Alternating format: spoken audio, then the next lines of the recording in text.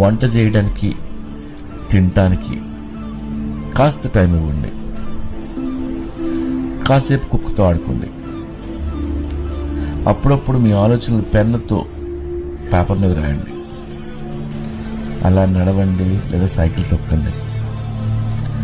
ఇలా చేయడం వల్ల మనం బతికే రోజులు పెరగకపోయినా ఉన్న రోజులైనా క్వాలిటీగా బతుకుతాం. యాక్చువల్లీ ఈ స్లోయింగ్ డౌన్ అనేది అందరూ చేయలేరు. డబ్బు ఉన్నవాడైతే ఇది ఈజీగా చేయగలడు. మరి డబ్బు లేనాడు స్ట్రగ్లింగ్ డేస్లో ఉంటూ ఇవన్నీ చేయగలరా అని మీకు డౌట్ వస్తుంది. కానీ చేయొచ్చు. మీరు రోజు 1 గంట లేదా 2 గంటల ముందు లేవగలిగితే ఇవన్నీ చేయొచ్చు. The art of slowing down makes you a better person.